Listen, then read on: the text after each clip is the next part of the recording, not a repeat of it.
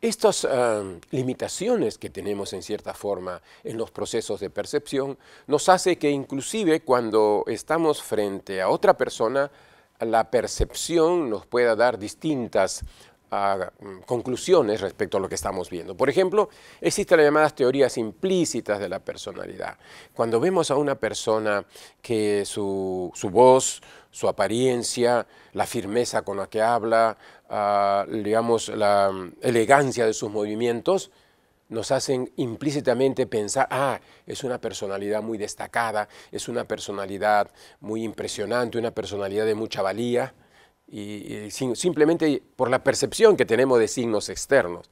No hemos visto sus comportamientos, no conocemos de su pasado como laboral, pero el simple hecho de ver esos indicios en la persona muchas veces, y dependiendo de las culturas, nos hace como deducir implícitamente cómo sería su personalidad.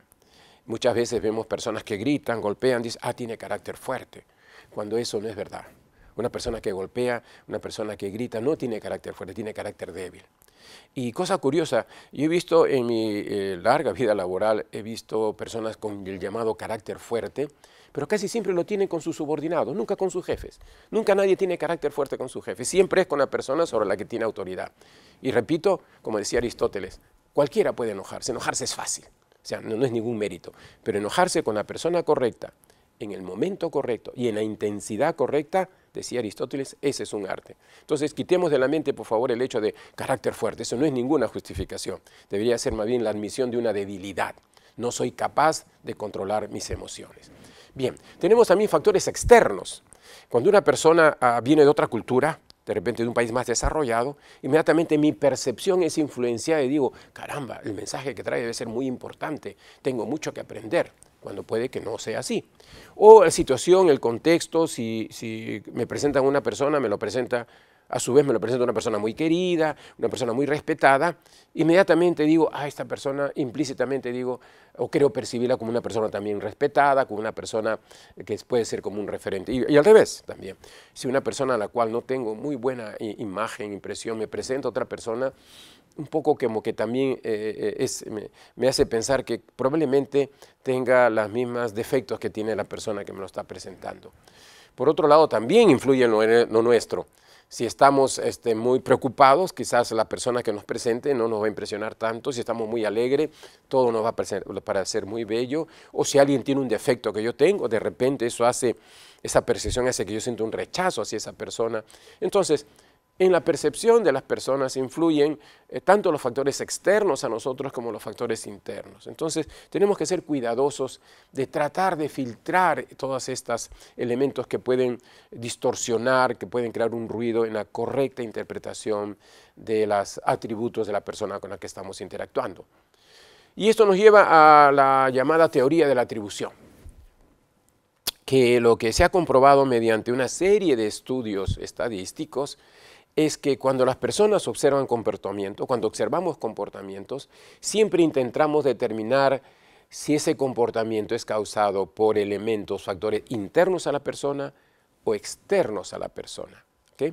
Para eso, inconscientemente, usamos tres elementos de juicio. En primer lugar, si una persona, por ejemplo, llega tarde, yo me pregunto, antes de saber si llega tarde, antes de juzgar si llega tarde porque le parece poco importante la puntualidad, o si ha llegado tarde porque ha habido mucho tráfico, antes de eso debiéramos preguntarnos, ¿esta persona tiene diferentes comportamientos en diferentes situaciones? Esto es, cuando tiene que entregar sus reportes los entrega a tiempo, cuando tiene que entregar sus liquidaciones de gasto los entrega a tiempo, cuando hay que citar a una reunión llega a tiempo. Si decimos sí, llega a tiempo y esta vez no ha llegado a tiempo a su trabajo, entonces normalmente vamos a atribuir esto a una causa externa. Pero si la persona no entrega sus reportes a tiempo, no entrega sus liquidaciones a tiempo, no llega a las reuniones a tiempo, diremos, ha llegado tarde porque no le importa mucho la puntualidad. Entonces, la teoría de la atribución es la que nos dice que hay tres elementos que analizamos antes de atribuir si una persona se ha comportado así por un elemento externo o un elemento interno. Otro factor que analizamos es el consenso. ¿Varios llegaron tarde o fue la única persona que llegó tarde? Si varios llegaron tarde, diremos algo pasó. Pero si fue la única persona que llegó tarde, este elemento de consenso me dice no, esta persona ha sido un factor interno a ella que la ha hecho llegar tarde. Probablemente no le importa mucho la puntualidad. Y lo otro es consistente. Si hay varias veces que ya ha llegado tarde, entonces diré, otra vez vuelve a llegar tarde, ¿no? En cambio, si la primera vez que llega tarde, podría yo pensar, ¿qué pasó? ¿Algún problema con el tránsito? Entonces, cuando nosotros analizamos el comportamiento de una persona para tratar de determinar si es un factor interno o externo que lo ha producido, usamos estos tres elementos, estos tres juicios. Es una acción distinta a otras oportunidades, los demás también están teniendo ese mismo comportamiento y ya lo ha hecho igual en el pasado y de acuerdo a eso decimos si el origen es interno o externo.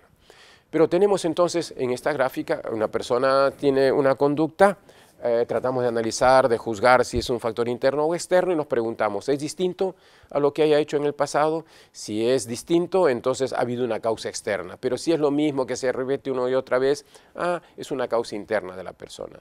Si los demás han también tenido ese comportamiento, diremos algún factor externo. Si solamente esta persona ha tenido ese comportamiento, diremos es un factor interno. Y si la persona ya ha hecho ya ha tenido este comportamiento, ya ha mostrado esto en el pasado, diremos es un elemento interno, pero si es la primera vez, podremos pensar que es un elemento externo.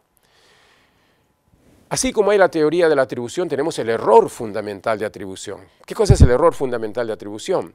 Es la tendencia que tenemos en general, a subestimar la influencia de factores externos y de sobreestimar la influencia de factores internos cuando se juzga el comportamiento de otros. En otras palabras, generalmente cuando vemos un comportamiento, lo atribuimos a que la persona quiso comportarse así y no a pensar en algo la obligó a portarse de esa manera. Esto es, tendemos a pensar que el origen del comportamiento viene de un factor interno y subestimamos, nunca consideramos o pocas veces consideramos que pudo haber sido influenciado por algún factor externo. Entonces, es importante balancear y pensar también qué factores externos pudieron haber propiciado que esta persona tenga este comportamiento. Tendencia autofavorable, otra distorsión de la percepción muy estudiada. Tendencia de los individuos a atribuir sus éxitos a factores internos, echando la culpa de sus fracasos, de sus fallas, a factores externos. En las escuelas se ve eso, ¿no? Profesor, usted me reprobó, usted me jaló. Profesor, me saqué la máxima nota. Entonces, cuando se trata de la máxima nota, yo me la saqué. Cuando se trata de haber reprobado, no haber fracasado en el curso, profesor, usted me reprobó, ¿no? Entonces, atribuimos nuestra falla a otros indirectamente y nuestros éxitos a nosotros. Entonces, tenemos que ser balanceados en ese sentido, ser justos, decir, profesor, por mi culpa he reprobado, por mi culpa no he aprobado, profesor, en base a mis méritos he sacado buena nota, pero no combinar, no echar la culpa, no victimizarse como habíamos visto en otros módulos, ¿no? Por otro lado, ¿cuáles son los errores más frecuentes que sí cometemos y hay que estar muy alertas para no cometerlos en cuanto a percepción? Principio de percepción selectiva. Generalmente interpretamos los hechos en función, como decía, de nuestros intereses, nuestra experiencia, nuestros antecedentes, nuestras actitudes. Entonces hay que tener muy claro cuánto de la percepción es producto de mi deseo, consciente o inconsciente, y cuánto es un más objetivo. Tenemos que tratar de identificar qué elementos estoy sobreestimando debido a que siento un afecto especial por eso o un rechazo por ello, ¿no? Por otro lado, el famoso efecto halo. El efecto halo consiste en que juzgamos a una persona por una sola característica. Esta persona el mes pasado fue el líder en ventas, la persona que más vendió en ventas. Es un gran vendedor. O esta persona, por alguna razón, llegó tarde. Esta persona siempre llega tarde. O una persona hizo un test de inteligencia, salió muy bien, inmediatamente digo, esta persona es fabulosa para cualquier puesto. Entonces el efecto halo es tener una impresión general de una persona sobre la base de una sola característica. También tenemos el efecto contraste, que se da mucho cuando estamos evaluando personal. Evaluación de las características de una persona que es afectada por la comparación con otras recientemente clasificadas en más o en menos en la misma característica. Estamos analizando, entrevistando personas mediocres, bajo perfil, no es lo que me interesa, no es lo más apropiado, 1, 2, 3, 4, y de repente llega una persona que tiene un nivel medio nada más. Digo, al fin llegó una persona, caray, esa persona así es muy buena. ¿Por qué? Porque la estoy comparando con la otra. O al revés. Excelente candidato, excelente candidata, excelente, excelente. Y llega una persona que es buena, nada más, esa persona está baja, ¿no? Entonces hay que tener entonces en cuenta de no cometer ese efecto contraste ni ese efecto halo.